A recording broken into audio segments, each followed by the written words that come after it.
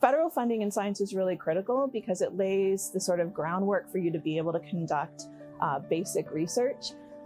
Someone once told me it's difficult to know the long-term implications of your research at the time that you're doing it. Of course, we set out to impact society in positive ways, but often those impacts don't come for years and years down the line. There's a lot we can do from when we conduct science, training science, really establishing a really strong, scientifically literate society who's able to tackle some of the greatest challenges, whether that be in engineering, in development of drugs, in trying to better understand our universe and various things. There's a lot of different ways in which federal funding really provides those seed resources.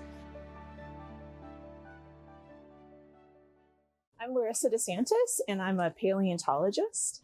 And this is something that we often don't think about being really critical to our knowledge, but it is.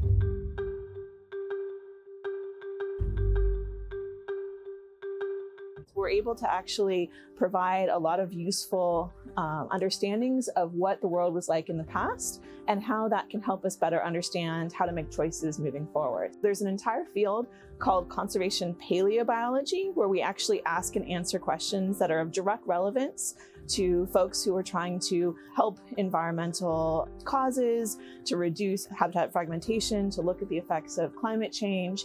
And we can actually ask and answer a lot of those questions in unique ways by using the fossil record and the time that's already passed to better understand and get a baseline for how animals have responded over time. Federal funding has played a really critical role in supporting my research. I was very fortunate to get a career grant through the National Science Foundation. And one of these grants helps support a longer-term research project that is normally available. So it's a 5-year project as opposed to the typical 3-year projects. This allows us to really advance our research programs, develop a whole new line of study, and really better understand the questions that we're aimed at understanding. One of the most exciting parts of my job is encouraging the next generation of scientists. Just recently, I was at the Venture Science Center for their President's Day, a dinosaur day camp, and I was in a room amongst, over 100 eager kids who are excited about becoming paleontologists. Now, will they all become paleontologists? Likely not, but can I get them excited about science? Might they be molecular biologists? Could they be ecologists, physicists, chemists, make new discoveries? Absolutely. And paleontology we often define as sort of like a gateway drug, right? It's something that gets kids excited and interested. It's a gateway science. It gets them interested in the scientific field. So whether they go into engineering or become a paleontologist, they get excited about science. And that's ultimately what we need for that next generation of scientists. It's really exciting to see some of the research that we're doing come full circle. For example, some of the work that we've done looking at the impacts of extinction have then been communicated to sort of the next generation of students. What I really appreciate is when this information that we're studying is actually going directly back into the educational pipeline.